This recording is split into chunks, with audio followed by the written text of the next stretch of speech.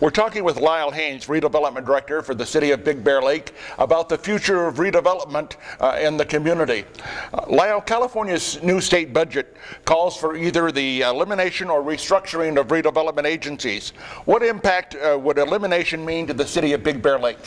Well, simply put, the elimination of our redevelopment agencies would make it so that our community would not be able to move forward with our recently adopted capital improvement plan. The City Council just recently approved that plan back in June that really calls for millions of dollars of public investment in infrastructure for our community, including a Central Park Plaza in the Bartlett parking lot that would include an amphitheater and an ice skating rink.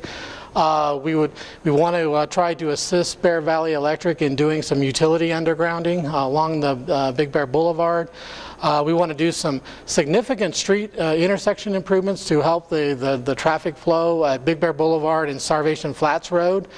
As well as on Moon Ridge Road, along where the county is scheduled to have the new relocated Moon Ridge Zoo animal park project there at Moon Ridge Road and Clubview Drive, and also Sunset. As you go up and you hit kind of what we call the Moon Ridge Y, it's a little bit of a precarious couple of intersections there, and so we want to improve those intersections and really help that traffic flow much better there. So there's a number of significant capital improvement projects that simply wouldn't be built because it's redevelopment dollars, and it's only redevelopment dollars that really has the ability to fund those projects. So that would just simply go out the door. We wouldn't have the funds to be able to do those projects, and that's just really a few of the highlights. There's many other projects that are on that list. Well, one of the alternatives suggested in the budget trailer bills is to restructure redevelopment agencies and pay a so-called voluntary fee to the state. How is the city addressing that fee, and which is designed to help balance the state budget? Yeah, simply put too there, the city would not be able to afford that payment, and so what we would recommend that we do to the city with the City Council is to enter into a reimbursement agreement whereby the improvement agency would agree to make that payment to the state both in the current year as well as in future years, because that's the way the legislation is written, so that it would be no obligation on behalf of the city. The city's general fund would be protected. It would just be funds that would come from the improvement agency. And just so it's clear, that first year payment, which is it's a significant payment for our community, it's $2.46 million. That payment goes strictly to the state for purposes of trying to close their budget deficit gap.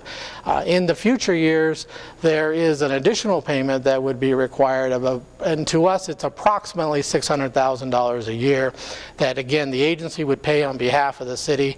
Now, in theory, those funds are supposed to be redirected to school districts and to transit districts and that sort of thing, but given the past history of the state of California and the fact that the legislation is written the way that it is, there's nothing in that legislation that would preclude the state from coming back in future years and saying, oh, sorry, by the way, we said that these funds were going to go to the school districts, and actually they're not. We need to again, once again, close our budget deficit gap. They've shown a history of robbing local governments for years and years and years of local funds, and there's nothing that would make you believe that they're turning over a new leaf and that they wouldn't do that in the future. And in fact, if you remember at the last election cycle, there was Prop 22 that was put on the ballot.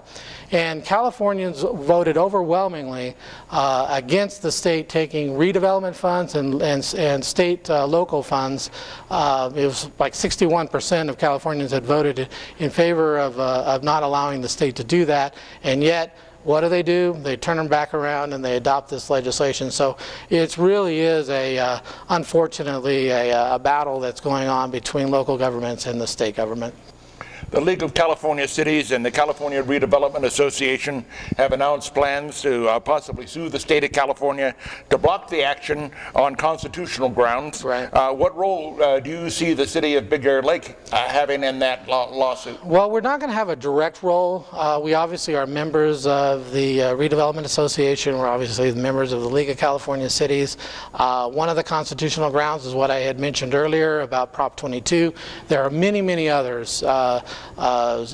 Provisions within the state constitution that both the League and the Redevelopment Association is going to be filing a lawsuit against the state. In fact, that lawsuit, they should be filed sometime this week. And so we're going to support them in any way that we can. If we're called upon to participate, we obviously will participate. But we're just members, just like all the other cities are, we pay membership fees, and so those membership fees get applied for costs associated with lawsuits and them trying to protect our interests, and we'll just hope for the best outcome possible. They're very, very confident that this clearly is a violation of our state constitution, but you never know what happens in a courtroom. You never know what the judge is going to do, and so we'll have to see how that plays out. We've been visiting with Lyle Haynes, the redevelopment director of the city of Big Bear Lake, and the impacts of the new state budget on redevelopment agencies.